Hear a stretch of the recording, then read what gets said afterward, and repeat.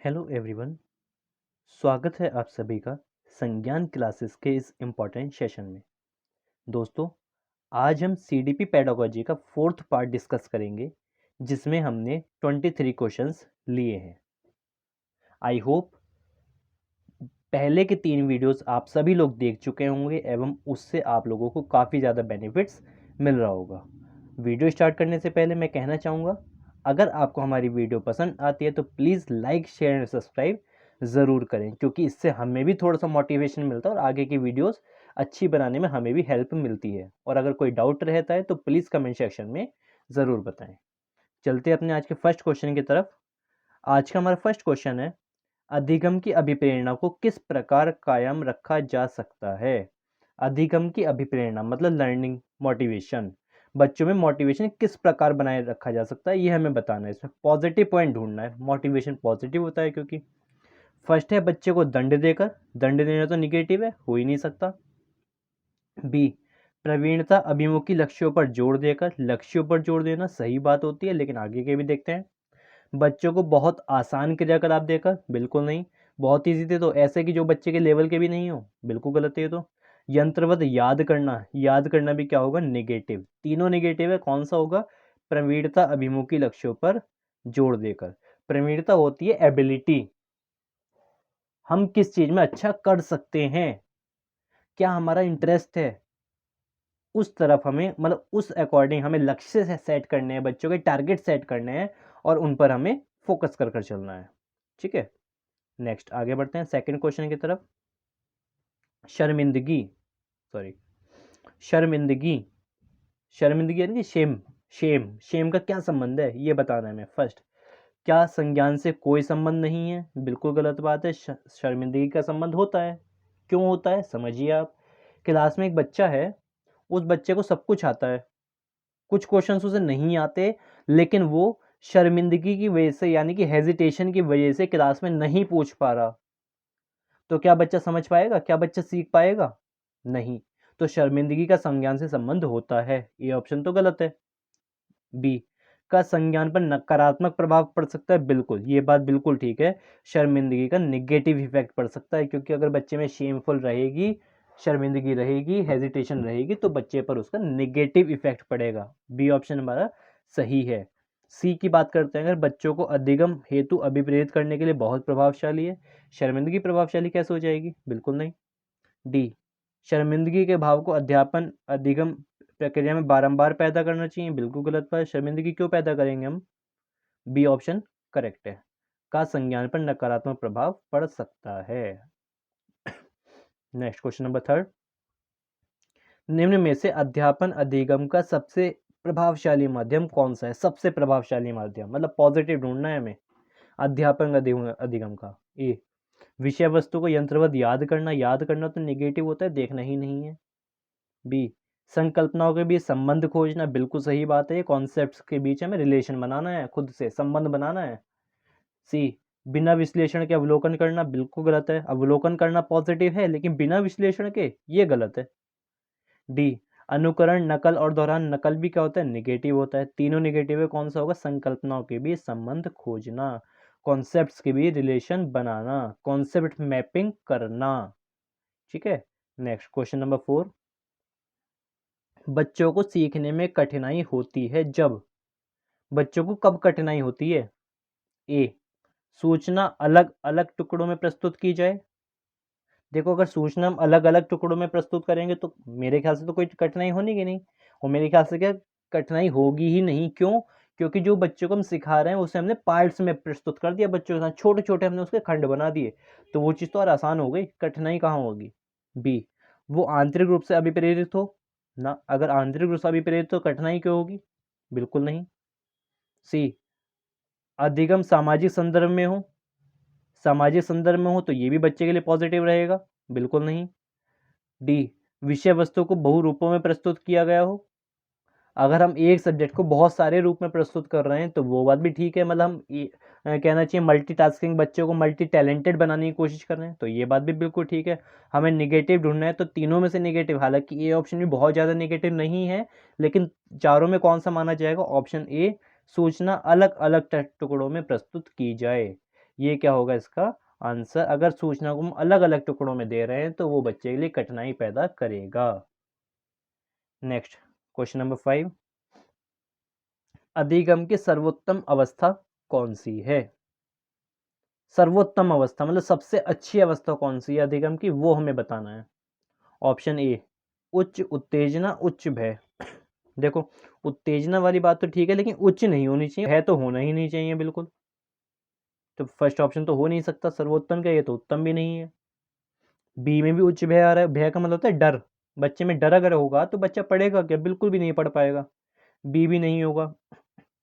सी, संतुलित उत्तेजना कोई भय नहीं, बिल्कुल ये बात ठीक है, उत्तेजना संतुलित है, बैलेंस्ड है और डर नहीं है बच्चे में। और डी की बात करते हैं, कोई उत्तेजना नहीं, मतलब बच्चे में कोई क्यूरियोसिटी ही नहीं है, तो बच्चा नहीं सीख पाएगा। आंसर इज सी, संतुलित उत्तेजना कोई भय नहीं, क्यूरियोसिटी तो बच्चे में पूरी है और बच्चे में डर नहीं है, तो बच्चा बहुत आसानी से सीख सकता है। नेक्स्ट क्वेश्चन नंबर 6, अधिगम के लिए निम्न में से कौन सी धारणा उपयुक्त है? कौन सी धारणा उपयुक्त है, पॉजिटिव ढूंढना है हमें इसमें। ऑप्शन ए, योग्यता सुधार्य है, बिल्कुल सही बात है। एबिलिटी जो होती है, योग्यता जो होती है वो सुधार्य, मतलब उसमें सुधार किया जा सकता है, बिल्कुल कर सकते हैं, सुधार तो किसी भी चीज़ में हो सकता है, ये बात तो ठीक है और हमें ठीक ही ढूंढना है। बाकी भी पढ़ कर देखते हैं। योग्यता अटल है, अटल मतलब जिसे चेंज ना किया जा सके, बिल्कुल गलत बात। प्रयासों से कोई फर्क नहीं पड़ता, बिल्कुल गलत बात है। अगर ऐसा होता तब तो थॉर्नडाइक का प्रयास एवं त्रुटि का सिद्धांत बेकार हो गया। भाई अगर हम किसी भी चीज़ का प्रयास करेंगे तो फर्क तो पड़ेगा ना, तो सी ऑप्शन तो गलत है। डी, असफलता अनियंत्रित है, ये भी बात गलत है, मतलब असफलता पे कोई कंट्रोल नहीं होता, ऐसा नहीं है, असफलता पे कंट्रोल होता है। अगर हम मेहनत करेंगे, अगर हम पढ़ेंगे तो असफलता को सफलता में बदल सकते हैं, कंट्रोल हमारा है उस पर। तो कौन सा हो जाएगा? ऑप्शन नंबर ए, योग्यता सुधार्य है, योग्यता में सुधार किया जा सकता है। Next question number 7, lengthy question है, थोड़ा सा समझ कर करेंगे। कक्षा में अर्थपूर्ण अधिगम को प्रोत्साहित करने के लिए अध्यापिका को अर्थपूर्ण अधिगम मीनिंगफुल लर्निंग करनी है तो टीचर को क्या करना होगा इसमें से, वो हमें बताना है। फर्स्ट पार्ट है इसका, विद्यार्थियों की सहायता करनी चाहिए कि वे अपनी मनोभावों और अभिप्रेरणों को सुव्यवस्थित कर पाए, ये बात तो ठीक है, सहायता करना है, सहायता करना तो पॉजिटिव होता है, ये तो ठीक है।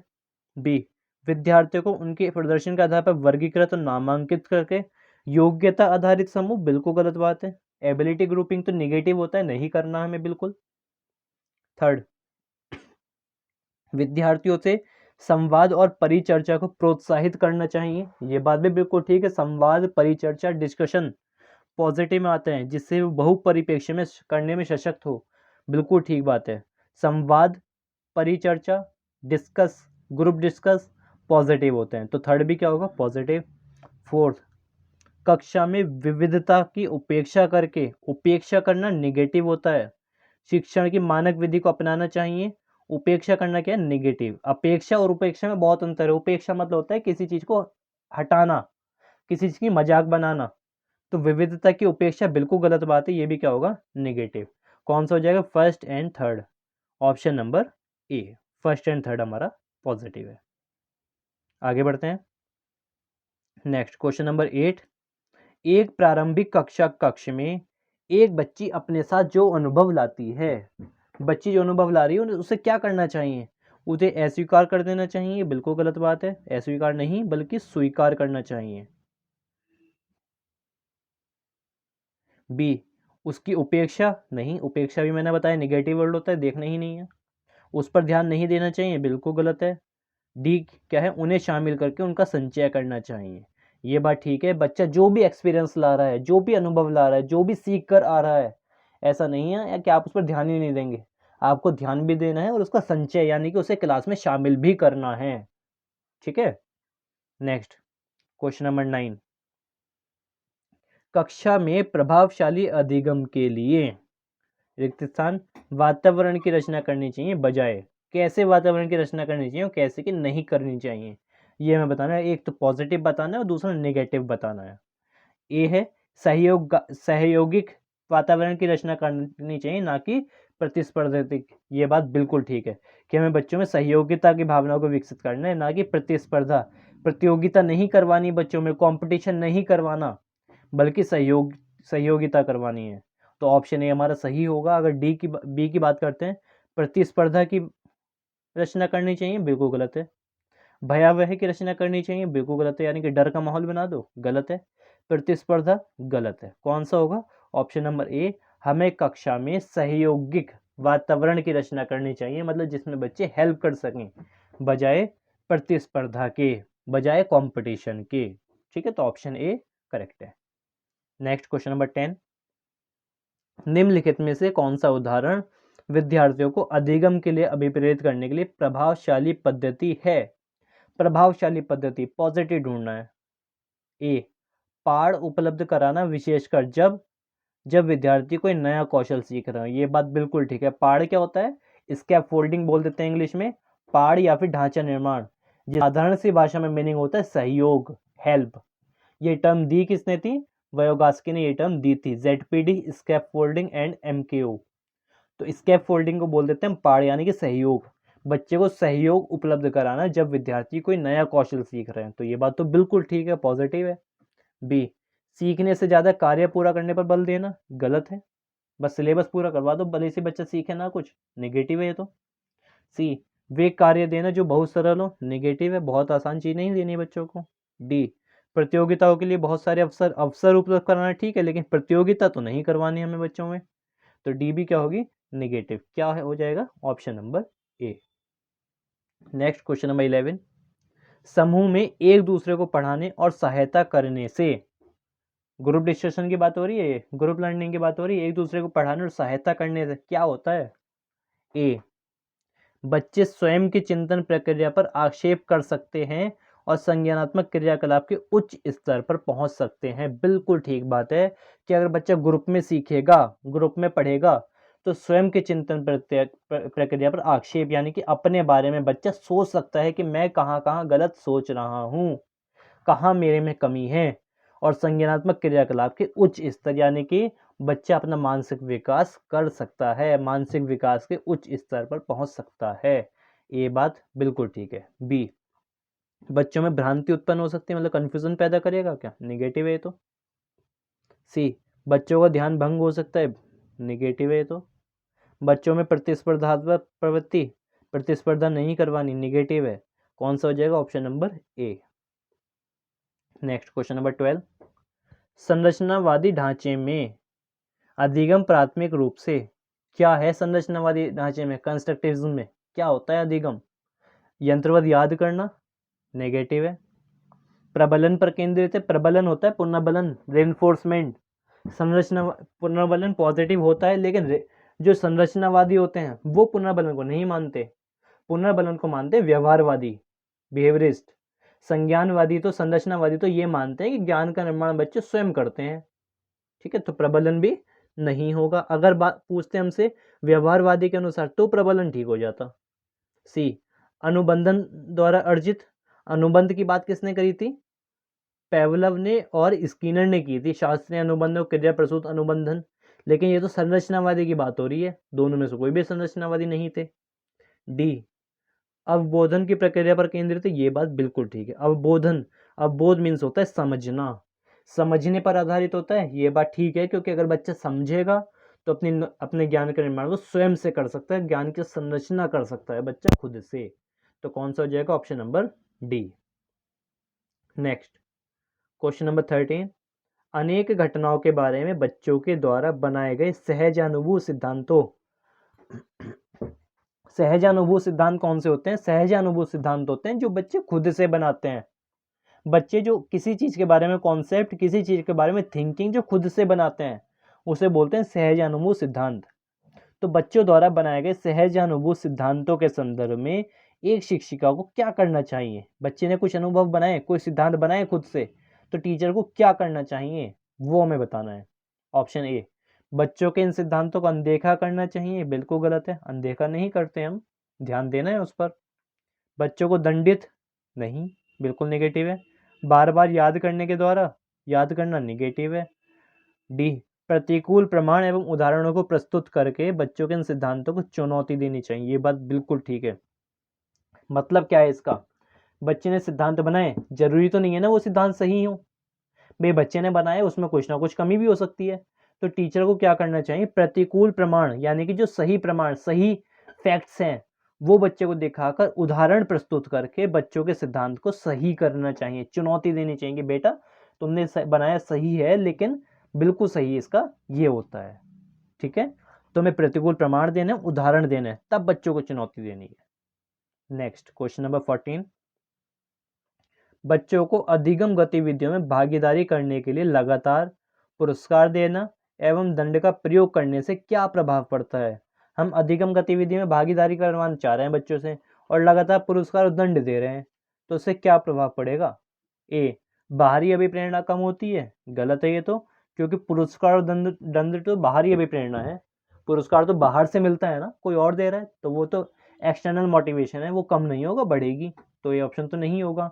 आंतरिक अभिप्रेरणा बढ़ती है, ये बात भी गलत है बिल्कुल। आंतरिक अभिप्रेरणा होती है जो अंदर से अभिप्रेरणा हो, लेकिन पुरस्कार तो बाहर से मिल रहे हैं ना, तो इंटरनल मोटिवेशन कैसे बढ़ जाएगा, आंतरिक अभिप्रेरणा कैसे बढ़ जाएगी। तो बी भी निगेटिव है। सी, यह बच्चों को प्रदर्शन आधारित लक्ष्यों के बजाय निपुणता पर ध्यान देने के लिए प्रोत्साहित करेगा ना, गलत है बिल्कुल।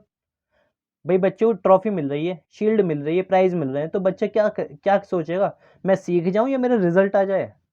बच्चा केवल रिजल्ट पर ध्यान देने की कोशिश करेगा, बस मैं सीखूं ना सीखूं, बस मेरे प्रदर्शन अच्छा होना चाहिए, भले से भी चीटिंग से आ जाए। तो ये भी बात क्या होगी, निगेटिव होगी। प्रोत्साहित नहीं करना हमें इस चीज के लिए, ये तो निगेटिव होता है। डी, अधिगम में बच्चों की स्वाभाविक अभिरुचि तथा जिज्ञासा कम होती है। ये बात बिल्कुल ठीक है कि अगर बच्चे को हम केवल पुरस्कार के लिए पढ़ाएंगे तो बच्चे में जिज्ञासा नहीं रहेगी सीखने की, स्वाभाविक अभिरुचि नहीं रहेगी। स्वाभाविक अभिरुचि का मतलब खुद से जो अभिरुचि होती है वो नहीं रहेगी, बच्चा केवल प्राइज के लिए पढ़ेगा, ना कि सीखने के लिए। तो डी ऑप्शन इसका ठीक हो जाएगा। क्या प्रभाव पड़ता है, बच्चों में स्वयं की स्वाभाविक अभिरुचि तथा जिज्ञासा कम होती है। नेक्स्ट क्वेश्चन नंबर 15, निम्नलिखित में से कौन सी प्रथाएं सार्थक अधिगम को बढ़ावा देती हैं। सार्थक अधिगम, मीनिंगफुल लर्निंग को कौन सी बढ़ावा देती हैं, वो हमें इसमें बताना है। फर्स्ट पार्ट, शारीरिक दंड निगेटिव है, दंड तो निगेटिव होता है। सहयोगात्मक पर्यावरण, बिल्कुल ठीक बात है। सतत एवं समग्र मूल्यांकन, ये बात भी बिल्कुल ठीक है, CCE, continuous comprehensive evaluation. Fourth, निरंतर तुलनात्मक मूल्यांकन, तुलनात्मक मूल्यांकन पहले ही बताया, तुलना नहीं करनी किसी से भी, तो कौन सा हो जाएगा, second and third, option number B is correct. Next question number 16, शिक्षक बच्चों की जटिल अवधारणाओं की समझ को किस प्रकार सहज कर सकता है। टीचर बच्चों की जटिल अवधारणा, एक थोड़ा सा टफ कॉन्सेप्ट सिखाना चाह रहा है, तो कैसे इजी बना सकता है उसे, वो हमें इसमें बताना है।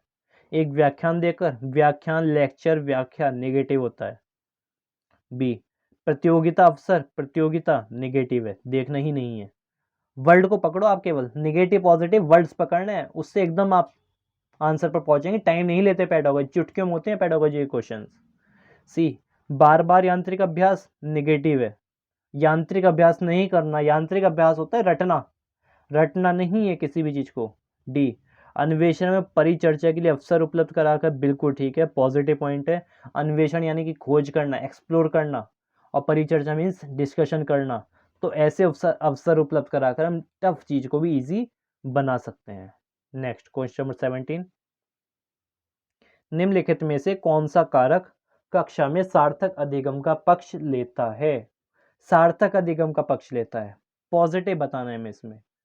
फर्स्ट पॉइंट, बच्चों को पढ़ने के लिए अभिप्रेरित करने हेतु परीक्षणों की संख्या को बढ़ाना, परीक्षा, अंक, ग्रेड, रैंक बता रखा है पॉजिटिव नेगेटिव पॉइंट्स की वीडियो में, निगेटिव होता है। बी, बच्चों को पढ़ने के लिए अभिप्रेरित करने हेतु पुरस्कार, दंड, पुरस्कार और दंड दोनों नेगेटिव होता है। निर्देश के लिए केवल, केवल वर्ड आ गया, व्याख्यान भी आ गया, नेगेटिव होता है। डी, विषय वस्तु तथा बच्चों के संपूर्ण कुशल क्षेम एवं अधिगम के प्रति सच्चा सरोकार रखना, ये बात बिल्कुल ठीक है। विषय वस्तु और बच्चों, मतलब जो हमारा पाठ्यक्रम है वो भी, और बच्चों के प्रति भी हम संपूर्ण कुशल क्षेम एवं प्रति अधिगम के प्रति सच्चा सरोकार, यानी कि उनकी लर्निंग पर हम ध्यान दे रहे हैं। पूरा सच्चा सरोकार रखना है कि बच्चे ने कितना सीखा, कहाँ उसे कठिनाई है, कहाँ उसे हेल्प की जरूरत है। तो ऑप्शन डी हमारा सही होगा। नेक्स्ट, क्वेश्चन नंबर 18, निम्नलिखित में से कौन सी शिक्षण अधिगम के लिए एक प्रभावशाली शिक्षण प्रणाली नहीं है? नहीं वर्ड आ गया, निगेटिव बताना है। ढूंढते हैं निगेटिव। ए, बच्चों को अंतर्दृष्टि के द्वारा अनुमान लगाने के लिए प्रोत्साहित करना। प्रोत्साहित करना पॉजिटिव होता है। प्रयोग एवं पर्यवेक्षण, प्रयोग भी आ गया, पर्यवेक्षण भी आ गया, पॉजिटिव होता है। संवाद एवं परिचर्चा, डिस्कशन, पॉजिटिव होता है। दिए गए ज्ञान को दोहराने पर केंद्रित करना, ज्ञान को दोहराना यानी कि रटना, निगेटिव होता है। हमें निगेटिव ही ढूंढना, तो कौन सा हो जाएगा? Option number D. Next question number 19, शिक्षक कक्षा में पढ़ने में ध्यान ना देने वाले बच्चों से किस प्रकार का बर्ताव कर सकते हैं?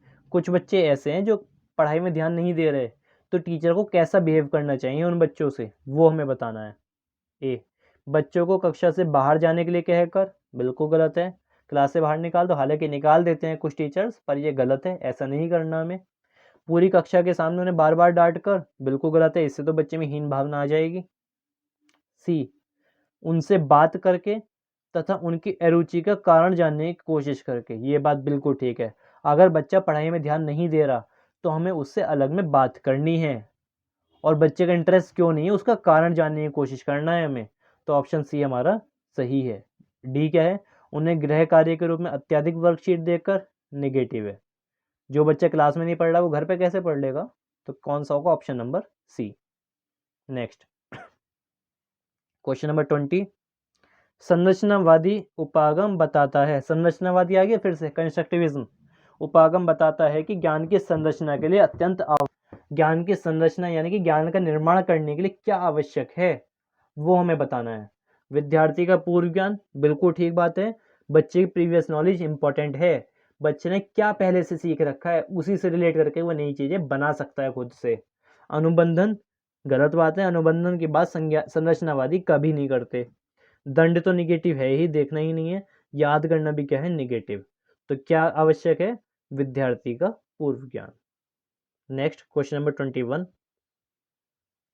बच्चे अनेक घटनाओं के बारे में सहज अनुभव सिद्धांत की रचना करते हैं। रिपीट हो गया क्वेश्चन, लेकिन ऑप्शन अलग है। सहज अनुभव सिद्धांत कौन से होते हैं? जो बच्चे खुद से बनाकर लाते हैं कॉन्सेप्ट्स। इस पृष्ठभूमि के एक शिक्षक को क्या करना चाहिए?